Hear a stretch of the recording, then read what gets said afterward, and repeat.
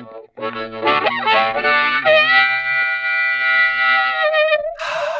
check. There we go. Hi, everybody. Good to see you.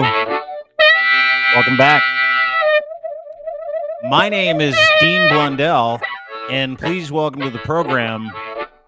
My name is, in 1981, my name became Charles Adler, and I've kept it for over 43 years now. So Happy New Year to you, and Happy New Year to Charles Adler. Yes, Charles Adler, Dean Blundell, back for another fun Tuesday, everybody. Nice to see you. Well, it's Tuesday, Wednesday, depends on which, because we had the Monday off, right? New Year's Day. But we're back, and we are here. This is a new podcast, even though it's on the old podcast plan. It's called Reprogrammed. That is Chuck. I am Dean. And you know what? Everybody likes to walk through this world, Chuck, with this idea of how life works until one day you realize I've been wrong for 25 years, or maybe I found something out that I didn't know, or maybe I had this idea in my head about the way things work, and then someone opened up my eyes to something, and we're just a couple old dogs, right? Like you and I are, you're the legendary Charles Adler. We've had these thoughts. I'm only 40, but I'm only 43. I'm younger. Well, yeah, because I became Charles Adler 43 years ago. So I want that's your radio name. I want you to treat me like a younger, and I'll treat you like an elder with all the respect you do. Thank you very much. But you and I have talked for many, many hours on the phone. We talk obviously on the podcast, and in the world that we live in, everybody's got this idea about how the way the world works or the things that you've learned. And I wanted to preface today's podcast, which is a humdinger, by the way. I wanted to preface today's podcast with Dean and Chuck getting together to talk about how we were programmed before and how it's possible to be reprogrammed, how it's possible for you to take in new information and change your mind. What was true yesterday might not be true today, Mr. Adler. You know that. Well, I think that the difference between people who are sort of permanently angry from the age of, I guess, 35 or 40 for the rest of their years, they kind of go to their graves scowling. And those people who are giving themselves a shot at happiness are the difference is that if you can admit to yourself that when the facts change, your opinion can change, then you can evolve and be happy. But if the facts change and your opinions don't change, you just keep talking about the olden days and the olden days and the olden days, you're going to attract a lot of people who want to talk about the olden days and the olden days and the old days, but you're going to go out angry. And I don't want to do that. I don't know when I'm going out. Neither does Dean. None of us do. But I want to go out with a smile on my face. So while I want to take some issues seriously, I don't want to take myself seriously. Whenever you run the risk of taking yourself seriously, and you know when that is, when you haven't had a laugh in a long time. It's like, people say, how do I know I'm constipated? Well, when you haven't had a crap in a long time. That's true. So how do you know that you're not evolving? You stop laughing. When you stop laughing, you stop living. Yeah, new approach to 2024. And by the way, I know intimately when I'm constipated. Just so you know, it's never a question I have to ask myself. It's like, then you're what's happening. Then you're self-aware, and that matters. Well, at least my backside is self-aware, which is really nice. Right? It always tells me, "Hey, listen, we're not doing any work down here because you haven't been eating many vegetables." And I'm like, "Okay, I'll get on the vegetables." But you bring up a great point. And it's funny because we dance around and have for a long time. And I think generally speaking, a lot of people do dance around the idea of anger, right? And we watch people self-medicate. We'll talk about New Year's Eve. We watch the way people act and operate on social media. And over the last, I would say, couple of months, you've noticed it and brought it to my attention because you're the chief noticer here, being the truth Wolverine, is that we talk about not turning over new leaves, right? We talk about what we've learned in this journey of life. And I see so many people angry that during the journey of life, something changed, right? Whether, the government of the day changed, or rules around what you could do at recess changed with snowballs, or, the way the world changes, the way that it progresses, the way we evolve. And I think for a lot of people, they get to a point in their life, and I know that was the case for me at 45 when I'm like, wait, or 43, 44. Wait a second. I can't drink a bottle of vodka every night to drown my sorrows. It's not socially acceptable, even though it's on television. That totally changed. You can drink that glass of wine that you have in your hand right now, Mr. Adler, because you've conquered the radio world in Canada for the past 43 years. So you can have an afternoon Merlot. That's my point. There's two reasons for that. I have self-discipline. the kind you didn't have. I don't have to have 6 more of these. And by the way, if you're wondering what vintage this is, Chateau de Root beer. Yes, that's right. Chateau de Root beer. I can get off without getting, well, I can get high without getting dangerous. How's that? Yeah, that's good. But everybody comes into knowledge at different points in time, and we fight like crazy with limited knowledge. It's the Dunning-Kruger thing. And so, over the past several years, obviously Charles has had a change in ideology, maybe, or change in how you understand the world to be, and your convictions have brought you to a certain place. I know for myself, very much so. I believe that there's nothing more important than being a good character and acts for the common good. 10 years ago, nothing was more important to me than making as much money as I could and making sure I drove free cars. So it's a very, very different world that we live in, right? Very different world. And a lot of people have a hard time adapting. And when you get new information about something you thought was a certain way for a long period of time, the reticence and the anger that we see out there from people that are like, listen, I don't want to listen to that. I don't want to hear that. That really encapsulates where we are with information today that gets shared with people everywhere, does it not? Well, I don't, on just without, being a high school principal, I got to correct some of what was just said. I don't think I changed Okay. ideology. I think I stopped being ideological. Mm, And I think there's a distinction there, actually. I think when you're ideological, you put everything through the same damn filter.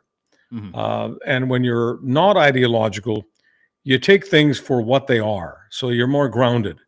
And once again, to go with what we were talking about having a sense of humor about you, not getting overly sanctimonious, overly self righteous, overly invested in something that went on 10 or 20 or 30 years ago. There's nothing wrong with having a particular position, conservative, liberal, whatever. I mean, in general, on many things, I'm a conservative. In many ways, I'm just a very traditional guy. I mean, last week we had the argument about Christmas, and I'm all for saying Merry Christmas and Happy Holiday to me is an abomination. That doesn't mean I want to put people in jail if they use it. I just don't understand why people have any trouble with the two words Merry Christmas, especially on December 25th. So I'm very traditional about many things. However, I am not ideologically conservative. I'm not one of these people who thinks that everything that comes out of, let's say, the Conservative Party of Canada is 100% the truth, the whole truth, and nothing but the truth. And everything that comes out of the Liberal Party or the NDP Party is 100% bad, bordering on evil. I don't know how to live in that kind of world. And I think to some extent I was living in that world for a number of years. And the reason I feel a lot freer and a lot happier is I don't take that world seriously anymore. I think it's kind of clownish, actually. What do you mean you don't take that world seriously? Because I want to play video and then I want you to answer that question. Because the video Sure. you put out this week, in fact, a couple of days ago, where you wished everybody a happy new year, including the people who hate your haters with a Z, by the Yeah. way, on Right. the right, and the haters with a couple of Z's on the left. Yes. Because people like you that have the ability to think independently outside the ideology that belong to the extremes really frustrate people. Really Yeah. frustrate people. So Yeah. I I want to play frustrate a this lot of real people. quick. Yeah. Yeah, Yeah. yeah. And by the way, I'm here for it. Well, I guess this is our last go this year. Look, I want my genuine followers to know that I don't lose sleep over conservative internet trolls who call me things like Chinese communist, woke virus. The folk who are hyper woke, they hate me much more than these Tory trolls. I'm too big on business. I love trucks. I don't do pronouns. I certainly don't celebrate Hamas. Besides that, the wokers, they see me as a privileged white male. So it's my privilege to tell my real followers, thank you. I love you. Have a happy new year. See, that's something everybody can get behind. Yet somehow you pissed a lot of people off with that. Yeah. Yeah. I mean, I piss off, like I say, the people who are religiously conservative. And like I said a few moments ago, everything that's coming out of the conservative camp, well, mostly what's, I mean, if I just had to sum it up in one kind of sentence, the conservative camp is dedicated to the idea that Canada is going off the cliff Mhm. and that Justin Trudeau is driving Canada off the cliff. I'm sorry, I can't. I can't party with that crowd. That party is toxic, and you can take the word party and several different ways. There's no fun there, and there's no reality there. I mean, by what definition is Canada going off the cliff? Because we're wrapping up the year with 3% inflation, so we're going off the. I mean, I get the debt business as a percentage of GDP. We've got our debt payments are about the same as they are in many other countries, and in many cases, they're lower. So is Canada imploding? I mean, the party that is all about doom and gloom all the time and no sense of humor and all this righteousness and all this hatred toward anything that's to the left of them. I mean, our dollar was supposed to be what? It's 62 cents by now. The dollar's at 75 cents. And I just think that most people who are not ideological, most people who don't spend their whole day hating on Trudeau or hating on Poilievre or hating on Christmas, I think most, dare I say it, normal people, and normal's a term that a lot of people don't like anymore, but average people, normal people, relatively well-balanced people, which is most people, they get tired of hearing someone fear-mongering in their ear all the time because they've got a life to live. And most people don't want to spend the rest of their lives thinking, if Justin Trudeau is in Ottawa, I'm going to have a terrible life. And my kids are going to have a terrible life. My grandkids are going to have a terrible life. But if Pierre Poilievre is in Ottawa, my kids have a chance. I'm sorry, that's actually insane. Well, you and I know it's insane because it doesn't matter who the prime minister of this country is. The drapes change, but the house is the same because of the institutions that govern this country, right? So when I watch people battling each other over what they think is right for them, generally speaking, they've been radicalized, right? Radicalized on both sides and left. But how do you reprogram those people to get them to understand not a central ideology, not a left of center or right of center ideology, but how do you reprogram those people into understanding something that I think is central to the issue here? The issue is that we're not thinking independently.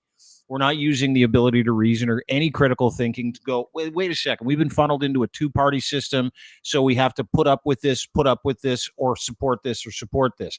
And then what happens is the weaponization of what those two people believe gets absolutely leveled at each other. And we're sitting here going, wait a second. How do we reprogram the way that we live? How do we do that? How do we reprogram the way that we look at politics? What are you holding up there, Chuck? What do you got on your phone? What does it look like to you?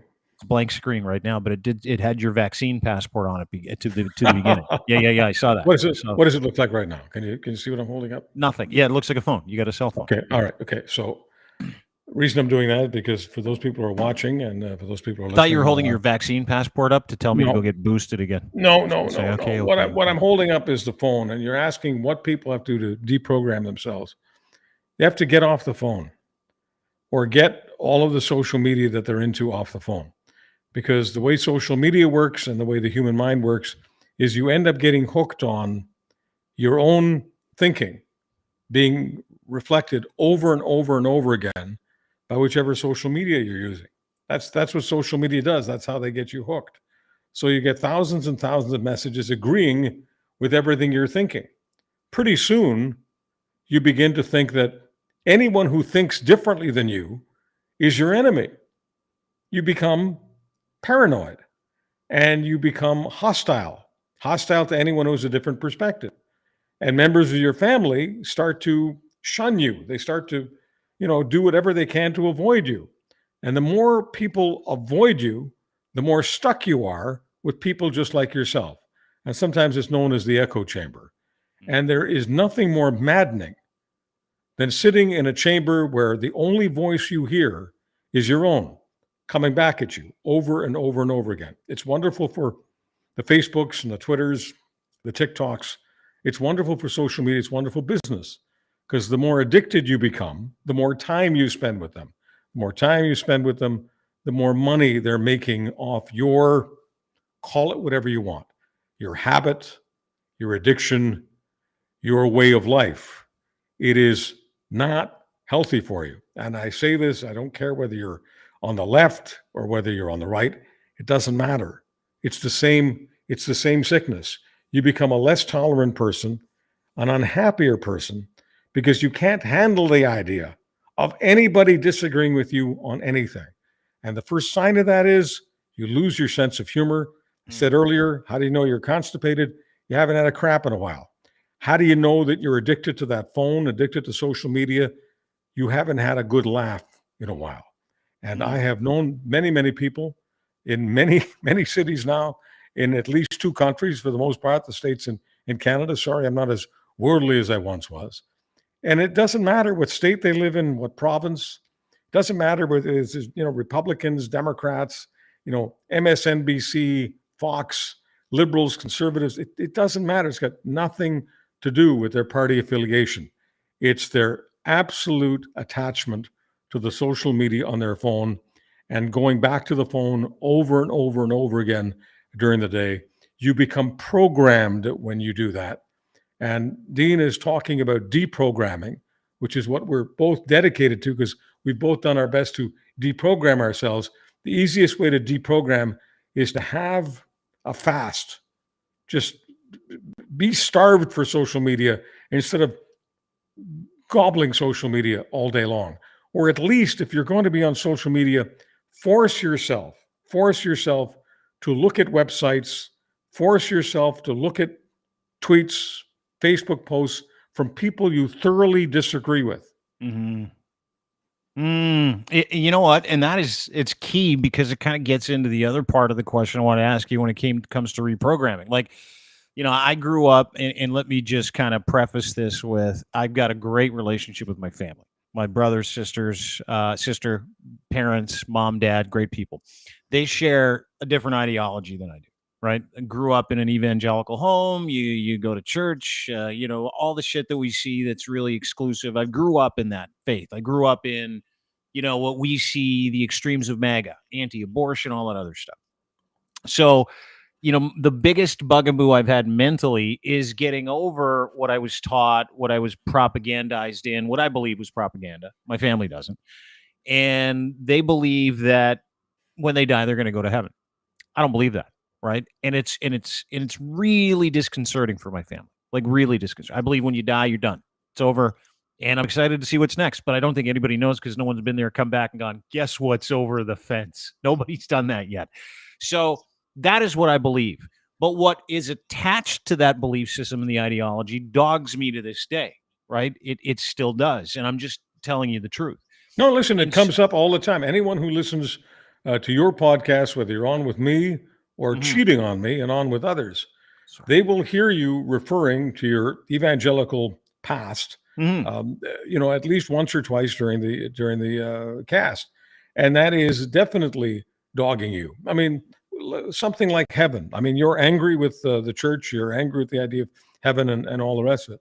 I didn't grow up in that church. I grew up in a fairly middle of the road religion. Religion was part of my big part of my father's life, and he did some token things. He went to synagogue on the high holidays, and he did all of this because he wanted to honor his parents, honor his family, honor his heritage, and that's great.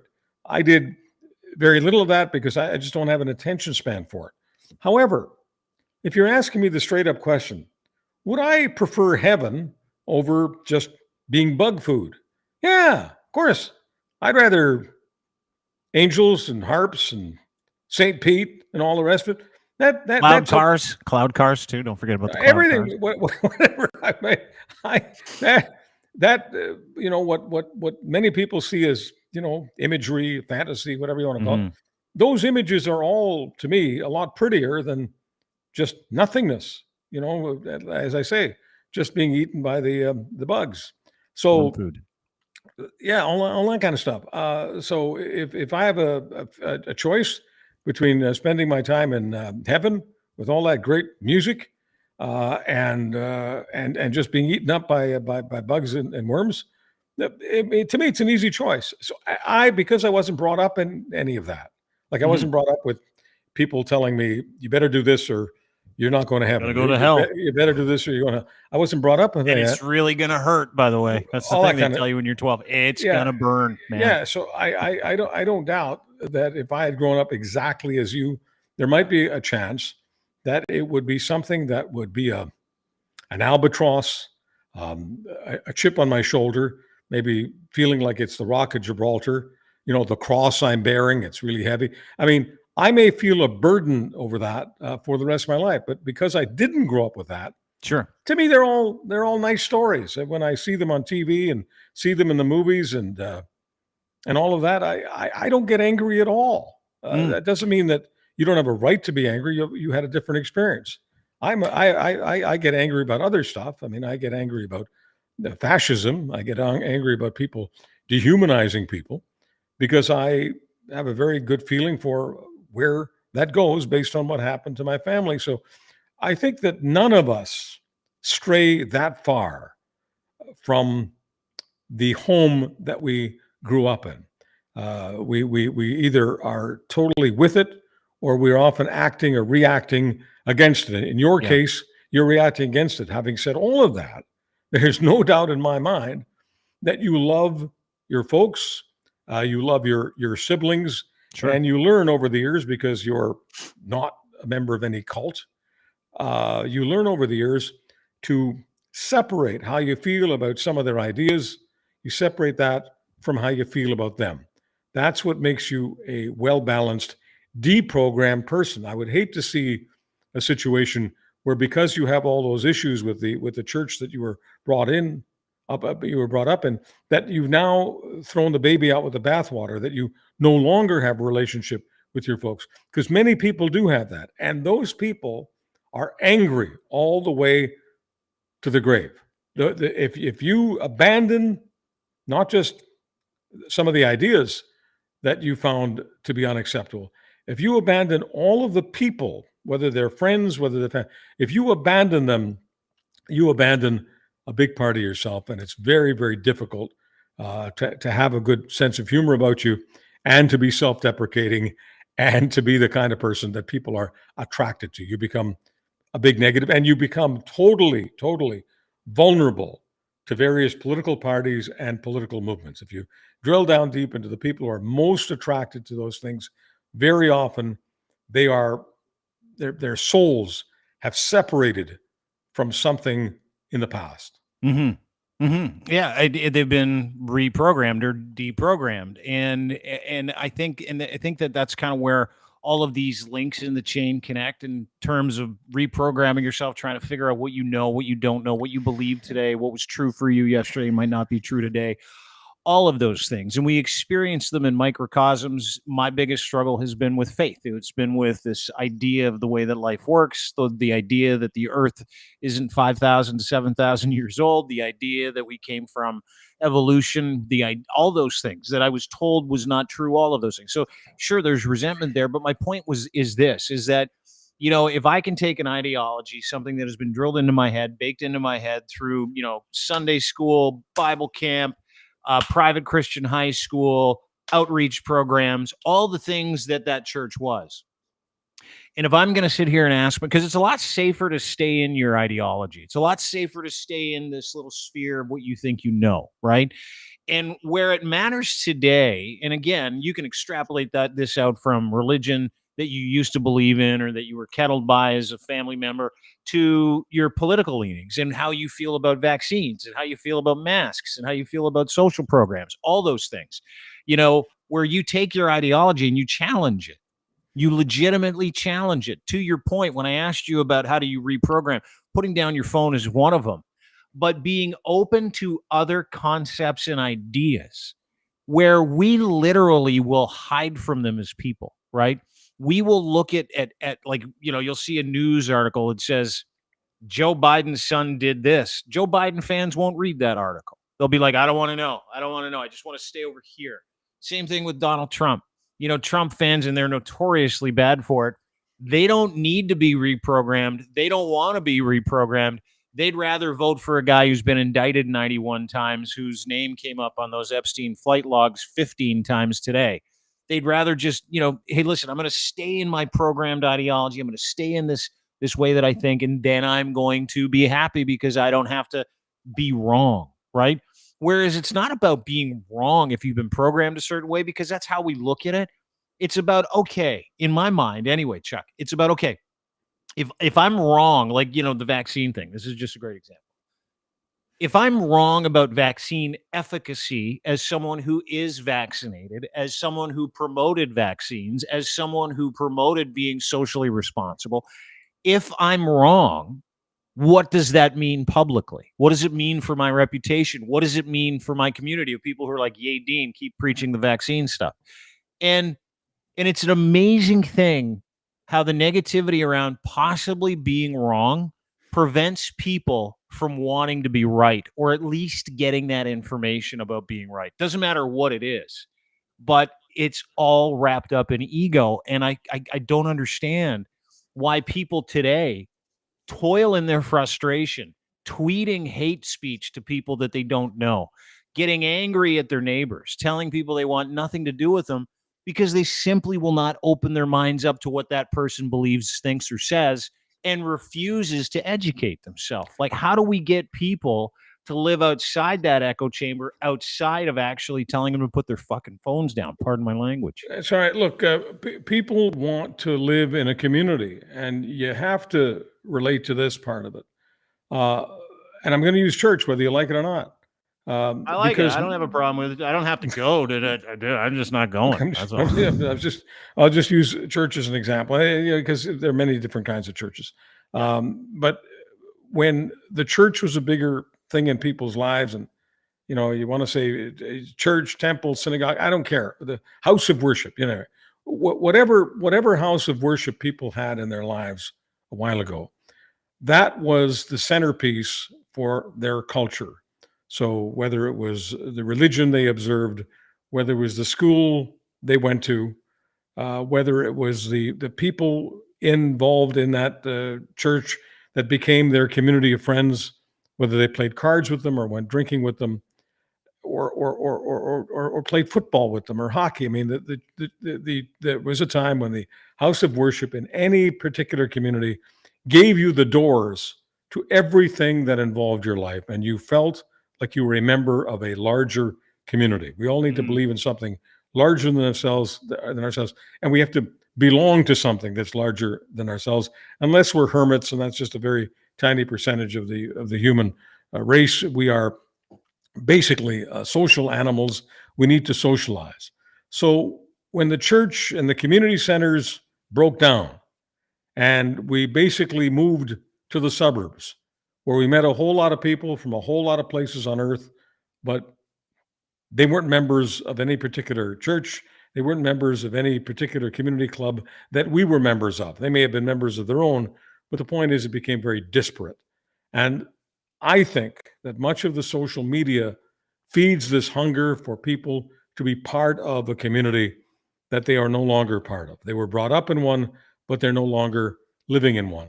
That makes people hungry. It makes them yearn for people who share their values. And that's why I think they're very vulnerable to social media and to feeling that the ways that they do. But more to the point of what you're making, why don't they change? Because for them, it feels much better to cleave with their own community. So whether they're pro-Biden, pro-Trudeau, pro-Poilievre, pro-Trump, it doesn't matter. It's not about the individual actions of any of those politicians. It's the people who are behind them, the so-called base. Every organization, every political party has a so-called base, and the people who are part of that base don't care. People who are part of Trump's base, they don't care if he's charged with 91 crimes or 191 crimes. It's absolutely irrelevant to them. It's not just that they relate to him, they relate to the people who relate to him, and they're opposed to the people who are opposed to them. That gives them a feeling of community that they no longer have living in some generic suburb somewhere in the world. Yeah, great point. Let me ask you something about challenging those ideologies, or the idea that your political heroes are correct. And by the way, I'm going to change how I look at politics and misinformation, disinformation, all the stuff that drives people crazy. When you get that tweet from some third-party agent where he's like, everything that's bad is Justin Trudeau's fault. Like, I'm going to start having some fun with that instead of going, how can they keep doing this? Like, how can they keep doing this? Well, I'm going to start, because I wouldn't give you a nickel, okay, for the other way. I wouldn't give you a nickel worrying about why so many of these people are either trolls or impersonating trolls, I wouldn't worry about it. I would make fun of it. I would mock it. I would basically use those so-called trolls, those so-called members of the cult. I would use them as a springboard to having fun. Because I think if there's one thing that, look, when I did that, you want to, for people just joining us now and they forgot what they watched or heard half an hour ago. I'll make the point a lot clearer by, let's run that tape again, what you call the Torme tape. Yeah, dude, this is the Winnipeg Velvet Fog. Chuck Adler and his New Year's hello, I love you to his real fans. Yeah. Casting aside people on the left and the right who hate you for the exact same reasons. They're confused. And let's watch it together. Well, I guess this is our last go this year. Look, I want my genuine followers to know that I don't lose sleep over conservative internet trolls who call me things like Chinese communist, woke virus. The folk who are hyper woke, they hate me much more than these Tory trolls. I'm too big on business. I love trucks. I don't do pronouns. I certainly don't celebrate Hamas. Besides that, the wokers, they see me as a privileged white male. So it's my privilege to tell my real followers, thank you. I love you. Have a happy new year. So there, how can you? First of all, can I just point out what you did there? A little trade craft, right? All right. Yeah. Where you troll the trolls and you say, "I love you." in this avuncular sort of I love you guys. You're so cute. I'm not a hater. I'm just not. I love everyone. You guys are so cute. From a business perspective, how could I not love these trolls? Yeah. From a business perspective, how could I not love these people who want to hate on me? They set me up. Yeah. Okay, they set me up for fun, because I'm one of these people who believes that we're just not having nearly as much fun as we once did, and it's my responsibility, not just as a journalist. That's only a small part of what I am. I am a communicator. I am an entertainer. I want people to be happier. So the last thing I want to do is to fall into line with the base of either side. So yeah, I mean the ones who are trolling me on the right accuse me of being woke, and I can't help but tell them that the people who really are woke and they're really serious about saving society at every stage, they are so serious. And I've got my issues with the social conservatives who are always telling me how to live my life. Well, the extreme wokers, if you like, are the same. They're telling me how to live my life. And so, no, I don't care about pronouns. I know what I am. Yeah. I'm a guy. Yeah. I don't have to say him, he. Well, you got to be kidding me. Why would I say, oh, by I'm him, he? I've had people, the wokers saying, why don't you in your Twitter profile? Why aren't you saying him, he? I'll tell you something. I'll tell you something. The pronoun thing is another whole conversation too, which I'm sure we'll get into it another time. But to your point, you can't have the best of both sides and put them together and call yourself a human being anymore, can you? That's just, there's the thing I always talk about trucks. I love trucks. And most of the trucks I like happen to be run by fossil fuels. Like I love Kenworths, right? I love Peterbilts. I love those Mac. The best compliment I ever had. I just gotten into radio in Calgary. I'd been in radio for 3 months or 6 months, whatever it was, and I covered the planet. Whatever interested me was on the air. It wasn't right wing, it wasn't left wing. It was just interesting stuff. Okay, and one of the truckers who was listening to all 3 hours of my show, because they have to spend a lot of time in that truck, and they were my most loyal listeners. And one of my truckers called in, and his name was Jim. And I remember the words. I'll never forget the words as long as I live. Jim said, "Chuck, you know what I love about you and your show? You have more gears than a Kenworth." And that was just his way of saying he can't listen to shows that are just beating on the same drum, beating the same over and over again, all day long. He's got too much of a life to live, And if he listens to that, he's got to listen to something. That's his, I'm basically, I always saw myself as, riding shotgun with people who are on the road a lot.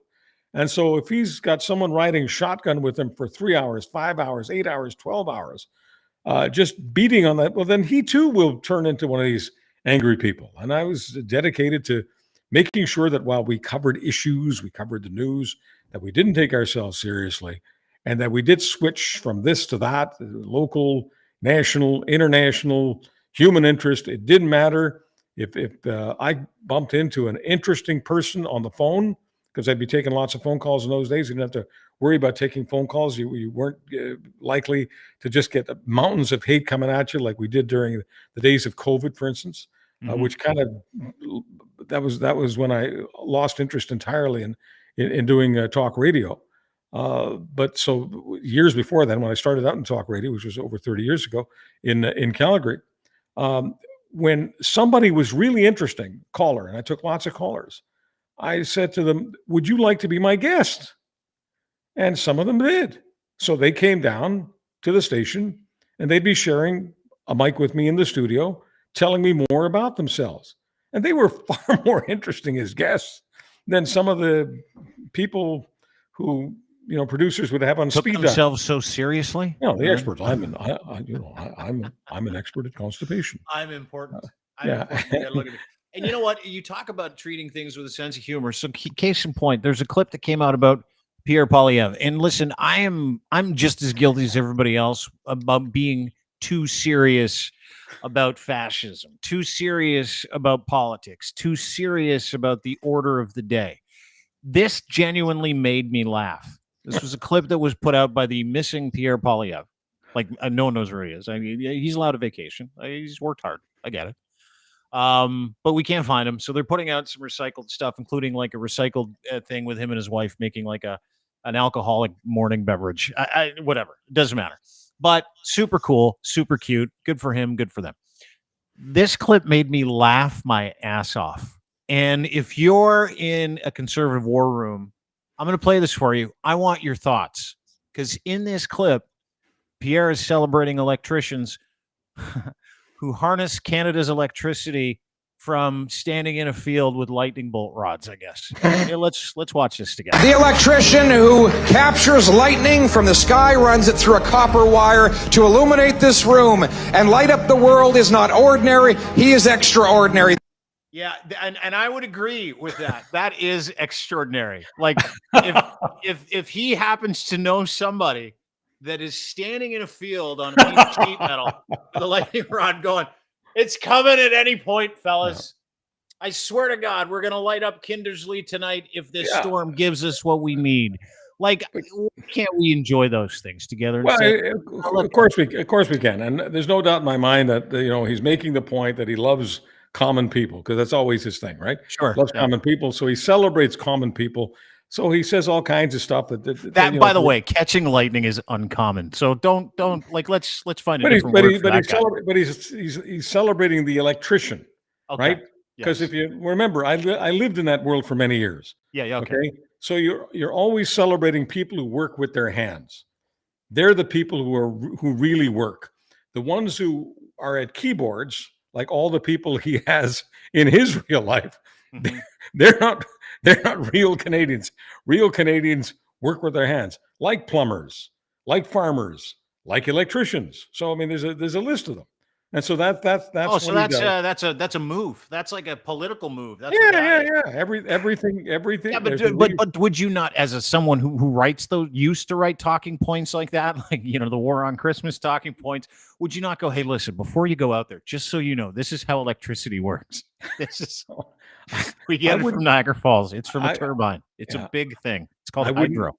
I wouldn't use that particular talking point, but I don't know who wrote that particular talking point, and they may be a freaking idiot for all I know. But what he does correctly for his audience, it's the tone. And if you watch it again, you'll notice that tone is getting the response that he's eliciting, because he's being inspirational. He's doing a wannabe version of what the Sunday morning Bible thumpers are doing. He's doing that same. It's a bad version, but it's good enough and it's better than what most politicians can do. And people are always judged relative to their peers. So No, he's better at doing that than many others. He really is. I mean, listen, I bought it for a second. I had to Google, do we get electricity from guys standing there with lightning rods capturing lightning as it rains down from the heavens? And the answer is no. Just so you know, I literally had to Google, how do we get electricity? It's not about, I'm not trying to be his lawyer here. I'm just trying to say, I know. It's not, that isn't about electricity. It's simply about celebrating the common working person. Right. Which is really interesting because his party hates labor unions. Like, really? Yeah. No, if you're looking for intellectual consistency, is ain't there. I think it was Emerson who wrote that, and it could have been someone else. Could have been, who's the guy who spent a lot of time on the lake? I'm not talking about Lake Wobegon. Who's the guy that he spent a lot of time alone? He talked about misery and the common person and people leading lives of common misery. I think it starts with an H. It'll come to me at some point. Anyway, famous philosopher, American philosopher, somewhere around the 18th century. And he talked about what we're talking about. And you're going to now remind me, because I love to do this at least once a show, you're going to remind me about what it is that we're talking about. What are we talking about right now? Chuck and Dean here. We're talking about having more fun with these guys and reprogramming ourselves instead of taking it so seriously. It fits into the theme. You don't have to. This is what I love about renaming the podcast. You can always stay on topic almost the entire show, which is incredible. See, we can have fun with ourselves. It's almost as if you had like a real banger of a New Year's Eve. Did you go out at all for New Year's Eve or no? I did. I went to. Where'd you go? Well, I went to the. By the way, Happy New Year to you. Thanks very much. Happy New Year. I went to the steakhouse that John Candy used to love going to in Winnipeg. It's called Ray and Jerry's. Ray and Jerry's. It's world famous. He used to order the pierogies and the steak from there, and he used to have them cater all of his movies. Did you know that, John Candy? Ray and Jerry's is super famous. They make the best steak apparently in the entire province of Manitoba, maybe one of the best in the world. Yeah, they're very good at what they do, but they don't, unfortunately, have on the menu something that I've eaten far too many of, but I could never stop loving it. And I don't know whether your mom or dad loved this, because a previous generation did, and many people in today's generation are grossed out by this. So here it is: liver with onions and bacon. Okay, fried liver with onions and bacon was, in my books, the best thing that they had on the menu, and they haven't had it on the menu for a long time. Well, because it's an organ, Chuck. It's not an organ house; it's a steak house. I grew up with liver and onions. My mom and dad loved it, and my grandmother loved it, and so I loved it. And so one day, many years after I'd run away from home, as it were, I discovered at Ray and Jerry's on the menu. And of course, I was used to ordering steak, prime rib, other steak. Sure. Sometimes fish. In Winnipeg, big appetizer is Winnipeg Gold Eye. And there's pickerel, which other people have other names for. Anyway, so instead of ordering any of those things, I spotted the liver with onion and bacon, and I went, "Holy! I gotta try this." And gotta have it. It was used to have it all the time. They took it off the menu. I feel sad for you. Did you have a couple cocktails on New Year's Eve? No. I an alcohol-free New Year's Eve. I've been alcohol-free for a few weeks now. Your story inspired me to go alcohol-free for a while. Oh, like to claim alcoholism and then tell everybody how terrible your life has been, and then give your amends? Have you been doing that? I'm just taking a break from it. I don't drink very much. I'm not saying that there wasn't a time when I used to like drinking more, but my problem with alcohol, and maybe it's a good problem to have, if I have like more than one beer, or like right now I'm using a wine glass, but it's just containing root beer. Yeah, it's a very classy root beer, though, Chuck. It is a classy root beer in that wine glass. But if I have, if I have real wine, like a glass of it, or 2 glasses of beer, I go to sleep. Do you really? Puts me to sleep. I don't become more animated. I become sleepy. Yeah, it was a weird year this year because obviously I have no problem talking about not drinking, but New Year's Eve, and listen, a lot changes when you quit drinking. So I quit drinking almost 7 years ago. Um, and I call it ride program season. Really excites me as a non-drinker, and I'll tell you why. New Year's Eve, I volunteered to drive everybody everywhere. I'm like, yeah, whatever. Tell your friends. I'll go get them, go get you. And there is a ride program app where people will go, hey, there's a ride program here. Watch out, ride program. I went to 3 separate ride programs that were out of my way because I could. Because I was like, you know what? I can't wait to go through these things because of how I used to feel, right? And it's not that I used to drink and drive, but I love not drinking to the point where I can celebrate the good things that come with not drinking, right? So I go through the 2 ride programs. Get to the first one, the guy's like, hey, when was your last drink? I'm like, 7 years ago. He's like, so you're not drunk? I go, no. When was the last time you smoked Not something? really. No. Just my vape, and that was about 10 minutes before I got here. That's right here. Yeah. That's all I got on me. And he's like, you don't drink? No. Don't smoke? Nope. Yeah. And I go, do you want to give me a breathalyzer? He's like, nah, man, you're good. Go ahead. Yeah. I'm like, are you sure? And he's like, if you're offering, lady goes, no, you can go. Don't worry about it. We don't need to get you. And it's fascinating because like that experience itself, you talk about discipline being freedom, all those things. On the other side of that, I also got like, I don't know, 10 or 15 messages this weekend from people who were like, I got to quit drinking. I got to stop. And it was like New Year's morning, right? It was like the day after New Year's Eve where it's like, I need some help. You got to point me in the right direction. You got to figure it out.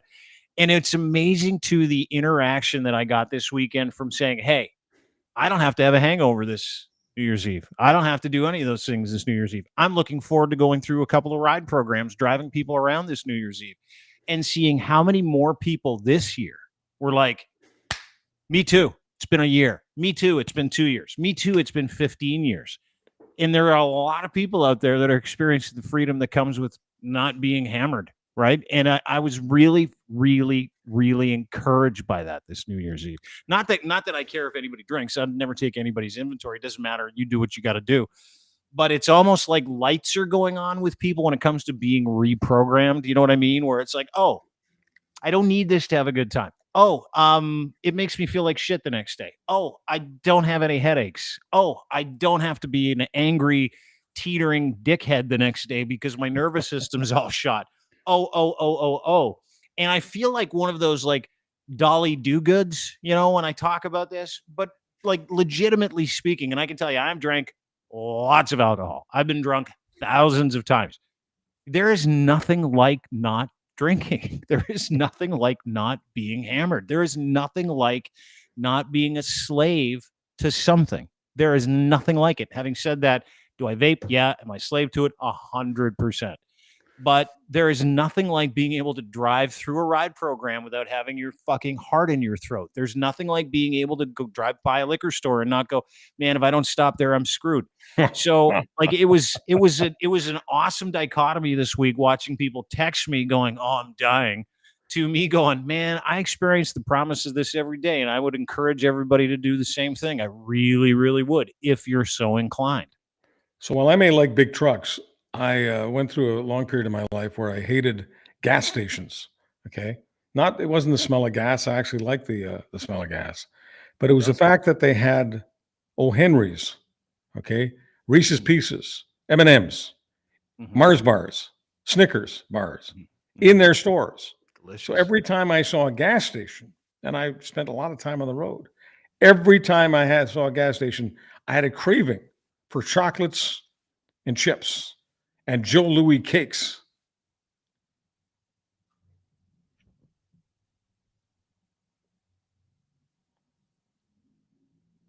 Why are we all quiet all of a sudden? Well, because I just said something profound. The other piece of profundity I want to offer is Ray Waldo Emerson. Okay. Okay. Yeah. We were getting rather intellectual, and I decided to put the brakes on. Okay. Now that we're having some fun, it's okay to bring in, the smart stuff. It was Ray Waldo Emerson, who was a philosopher in the 19th century, who said that intellectual consistency is the hobgoblin of mediocre minds. And that came up earlier, but it doesn't matter why it came up. Context doesn't matter here. I want everyone to read as much as they can about Ray Waldo Emerson, because he, on top of coming up with these great quotes. Okay. He was one of the masters of self-reliance. And in fact, he wrote a book called Self-Reliance. And I know the wokers, the ultra wokers don't like the idea of self-reliance, and the ultra right wingers don't like it. But I'm telling you, if you borrow, read, even if you just go on the computer and download a couple of chapters of Ray Waldo Emerson, Self-Reliance, if you can rely on yourself for the most important things in life, like thinking, doing your own thinking, you will be a much happier person. And he is the guy, when you read it, when you read some of it and realize how much this could change your life in a very, very good way, you'll realize why the guy that Chuck will never forget as the person who said intellectual consistency is the hobgoblin of mediocre minds. You'll know why Ray Waldo Emerson means so much to me. Charles Adler, thank you very much for doing this. Really appreciate your time today. You can get his podcast where you get our podcast, Crier Media, crier.co. You can also get it anywhere you find podcasts. This is another dual cast, we called it, reprogrammed. If we can learn new things, trust me, you can too. My name is Dean Blundell. I'm Charles Adler, and I love Canada and Canadians. I love America and Americans. I love Great Britain and the British. I love Israel and the Israelis. I love Gaza and the Palestinians. Most of all, I love you. Good night, everybody.